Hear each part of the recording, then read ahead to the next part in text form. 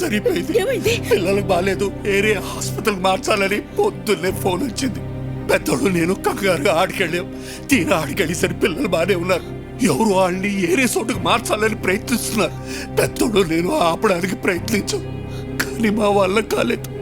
పిల్లలతో పాటు పెద్దోడిని కూడా తీసుకెళ్ళిపోయారు. బోలమ్మ, పెద్దోడిని ఆ చీకగాడు ఏం చేస్తాడో అన్న భయంగా ఉంది.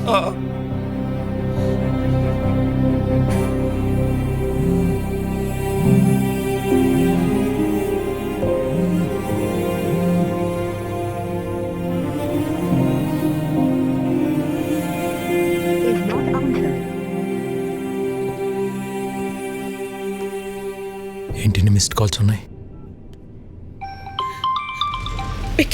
వదినా, ఈరోజు కోర్టులో మీ అన్నయ్య కేసు హియరింగ్ ఉంది. Final hearing. నీ అవసరం ఉంది.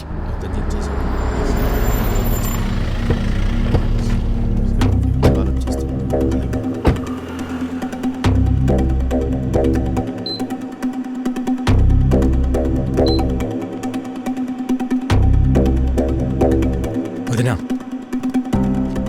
ఇక్కడికి ఎందుకు తీసుకొచ్చావు? అన్నయ్యకి ఏమైంది? అదంతా నీకు తర్వాత చెప్తా. నువ్వు లోపలికి రా. విక్కీ, లోపల ఏం జరిగినా సరే నేను చెప్పేంత వరకు రియాక్ట్ అవ్వకూడదు, సరేనా? రా.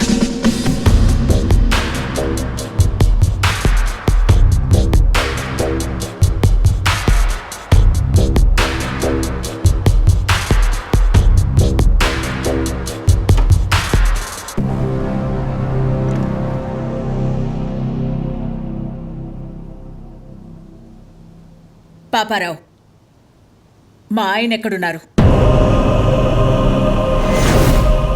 చెప్పండి కమిషనర్ గారు. కోర్టు శిక్ష వేస్తుందని భయపడి పారిపోయి ఉంటాడు. అరెస్ట్ వారెంట్ రాగానే ఎక్కడున్నా వెతికి పట్టుకొస్తాం. మీ నాటకాలు ఆపుతారా? పిల్లల్ని అడ్డం పెట్టుకుని హాస్పిటల్కి పిలిపించింది, బాబాయిని కొట్టి ఆయన్ని తీసుకెళ్ళింది జీకే కాదా? పోలీసులు అక్కడుండి కూడా రియాక్ట్ కాలేదంటే దాని వెనకున్నది మీరు కాదా? మర్యాదగా చెప్పు పాపారావు, ఆయన ఎక్కడున్నారు? ఈ రోజు నా అల్లుడు కేసు గెలుస్తాడు.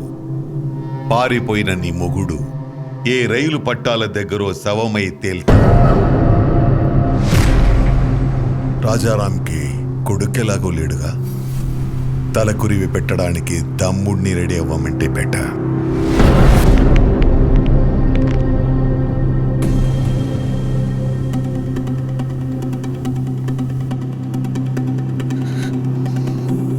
నువ్వేం చేస్తావో ఎలా చేస్తావో నాకు తెలీదు.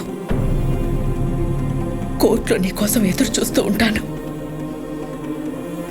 ఆయన ఎక్కడున్నా సరే 10:30కి హైకోర్టుకి తీసుకురావాల్సిన బాధ్యత నీది.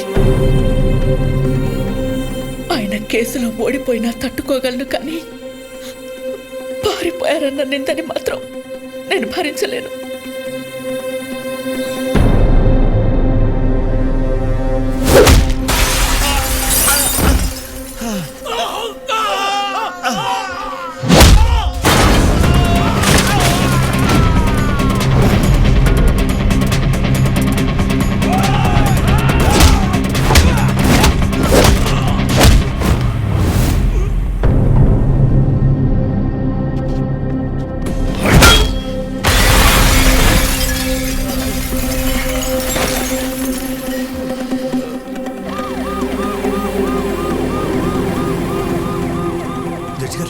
జడ్జి గారు వచ్చేసారమ్మా. రాజారాం గారు ఇంకా రాలేదు. నాకేదో భయంగా ఉంది. మీరు భయపడొద్దు, ఆయన వస్తారు. వాడు ఆయన్ని టైంకి తీసుకొస్తాడు.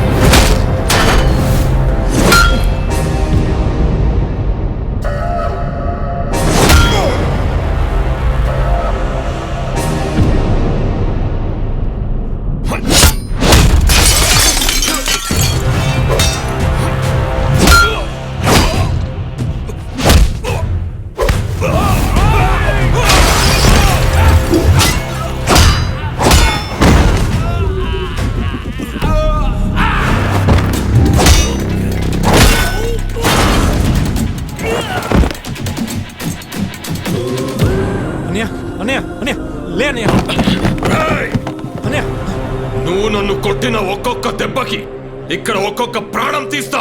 రారా రా. రారా రా. రండ్రా. రేయ్, ఒక్కరిని కూడా వదలను. రా ఏసేండ్రా, ఏసేండ్రా వాడిని.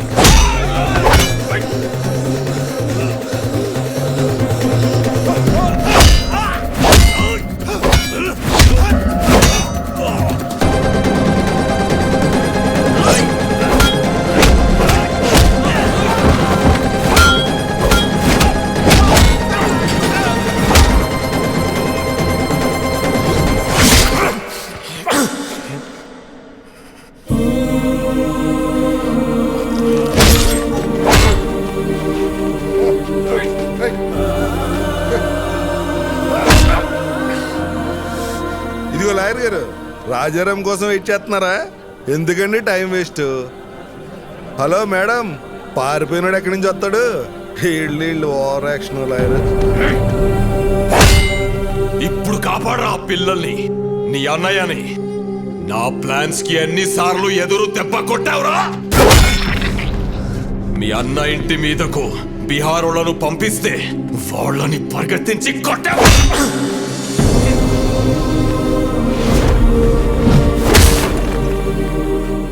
యాగం దగ్గర మీ అన్నయ్య చూస్తుండగానే ఫ్యామిలీ మొత్తాన్ని లేపేద్దామనుకుంటే దాన్ని తిప్పి కొట్టావు కదరా.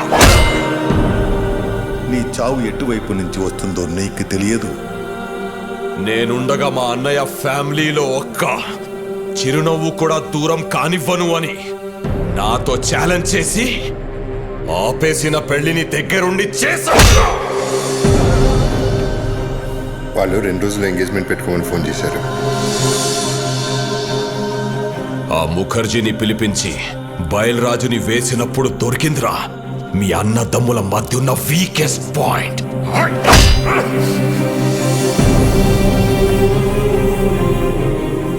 కాపాడరా, ఇప్పుడు కాపాడు. మీ అన్నని కాపాడడానికి వచ్చావు కదరా, ఇప్పుడు నిన్నెవడు కాపాడతాడ్రా?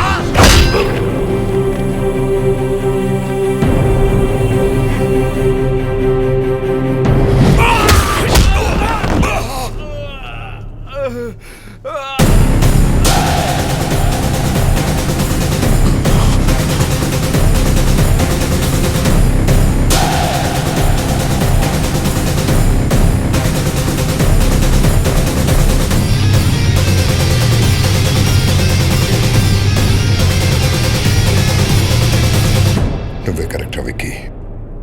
మోసం చేయడానికి వచ్చినోడికి మంచితనం గురించి, యుద్ధం చేయడానికి వచ్చినోడికి ధర్మం గురించి చెప్పకూడదు.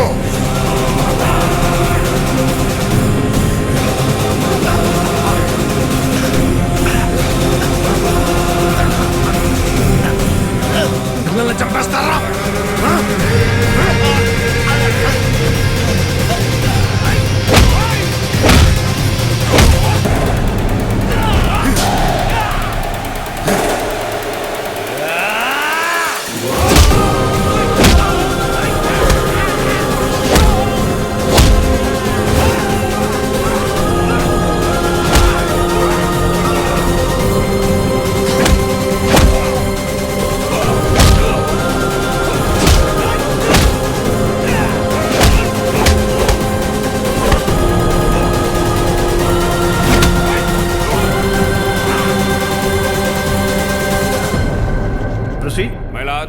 ఈ రోజు కోర్టులో ఫైనల్ హీరింగ్ ఉందని తెలిసి కూడా కోర్టుకు రాలేదంటే తనకు శిక్ష పడుతుందని భయపడిన రాజారాం ఈ రాష్ట్రాన్ని కాదు ఈ దేశాన్ని వదిలి పారిపోవడానికి ప్రయత్నం చేస్తున్నాడు.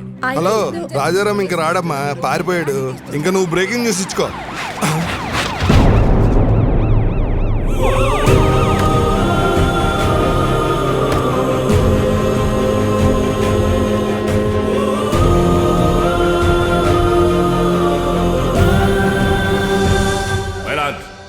కోర్టుకి ఆరోపణలు కాదు ఆధారాలు కావాలన్న విషయాన్ని లాయర్ గారు మర్చిపోయినట్టున్నారు. ఆధారాలు ఉన్నాయి మై లార్డ్. దానికి సంబంధించిన సాక్ష్యాధారాలన్నీ ఇందులో ఉన్నాయి. నా పేరు బయలురాజ్ సార్. జీకే గారు ఇచ్చిన డబ్బులకి ఆశపడి అనాథాశ్రమంకి వెళ్ళే ఫుడ్లో విషయం కలిపింది నేనే సార్. పాపం రాజారాం గారికి ఏం తెలియదండి. ఇదే నా మరణ వాంగ్మూలం కింద తీసుకోండి సార్.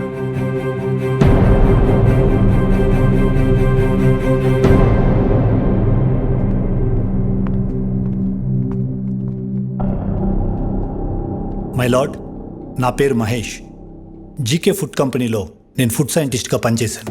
ఆ ప్రాసెసింగ్ యూనిట్ నుంచి వచ్చే ప్రతి ఒక్క ప్రోడక్ట్ కల్తీయే. ఆ ఫుడ్ ప్రోడక్ట్స్లో కలుపుతున్న కలరింగ్ ఏజెంట్ కూడా కల్తీ. వీటన్నిటి గురించి నేను ఒక రిపోర్ట్ తయారు చేసి ల్యాబ్కు టెస్టింగ్కి పంపిస్తే ఆ రిపోర్ట్స్ను కూడా మ్యానిపులేట్ చేశారు. వాళ్ళని వీళ్ళే బెదిరించి కంట్రోల్ చేస్తున్నారు మై లార్డ్.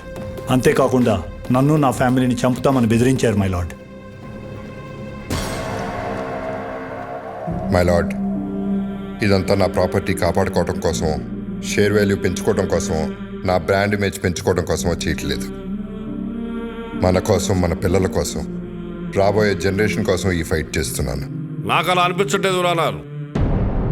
ఈ రాజారాం గారు తన కాంపిటీటర్స్ అయిన జీకే గారి మీద పర్సనల్ రెవెంజ్ తీర్చుకుంటున్నట్టుంది. ఏంటి సార్ పర్సనల్? జీకే ఫుడ్స్ తిన్నందుకు 100 మంది పిల్లలు క్యాన్సర్ బారిన పట్టడం పర్సనలా, లేక ప్రశ్నించడం పర్సనలా? మిస్టర్, మీరేమైనా చెప్పాలనుకుంటే బోన్లోకి వచ్చి చెప్పండి. My lord, what we eat is what we are. మనం ఏం తింటామో అదే మనం. ఇవాళ తల్లికి పాలు పట్టడానికి మెడిసిన్స్ ఇవ్వడం దగ్గర నుంచి, పిల్లలు చాలా ఇష్టంగా తినే బిస్కెట్స్, చాక్లెట్ సిరప్స్ నుంచి పిజ్జాస్, బర్గర్స్ వరకు కల్తీ అంత ధైర్యంగా చేస్తున్నా తెలుసా sir? Nature identical flavour substance, thickness, preservatives, ఎమల్సిఫైర్స్ అని చిన్న చిన్న అక్షరాలతో వాటికి సంబంధించిన నెంబర్స్తో సహా ప్రింట్ చేసి మరీ అమ్ముతున్నారు సార్. ఈ ప్యాకేజ్డ్ ఫుడ్, ఫాస్ట్ ఫుడ్ తినటం వల్ల మన ఒంట్లో బ్లడ్ కాదు సార్, కెమికల్స్ రన్ అవుతున్నాయి. జనాల ప్రాణాలతో ఆడుకునే ప్రతి కంపెనీ మూతపడేలా, కల్తీ చేస్తే మరణశిక్ష పడుతుందని భయం వచ్చేలా గవర్నమెంట్ చట్టం తీసుకురావాలి సార్. లేకపోతే ఈ దేశంలో యువతరం మన కళ్ళ ముందే ముసల్దైపోతుంది. నెక్స్ట్ జనరేషన్కి ఉచిత విద్య, ఉచిత వైద్యం ఇవ్వకపోయినా పర్లేదు సార్. కల్తీ లేని ఆహారం ఇస్తే అన్ని వాళ్లే చూసుకుంటారు. మైలాడ్, ఇలాంటి స్పీచెస్ కి జనాలు మారరు. Stop it. ఏంటయ్యా ప్రభాకర్ నువ్వు మాట్లాడేది? అతను మాట్లాడేది తన గురించి కాదు, మనందరి గురించి, మన పిల్లల గురించి, వాళ్ళ భవిష్యత్తు గురించి. నువ్వు రోజు కేసులు గెలిచి ఇంటికి డబ్బులు తీసుకెళ్తావు కదా, ఈ కేసు గెలిస్తే ఇంటికి తీసుకెళ్లేది డబ్బులు కాదు, జబ్బులు. మన నాయకులకి వాళ్ళ అధికారాన్ని కాపాడుకుందామన్న శ్రద్ధ కాకుండా రాజారాం గారి లాగా ఒక్కరు ఆలోచించినా కూడా మనకి ఈ దుస్థితి తప్పేది. ఈ కేసులో జీకేని దోషిగా పరిగణిస్తూ జీకే ఫుడ్స్ ని బ్యాన్ చేయాల్సిందిగా, అందులో ఉన్న ప్రోడక్ట్స్ ని కాన్ఫిస్కేట్ చేయాల్సిందిగా పోలీసు వారిని ఆదేశిస్తున్నాను.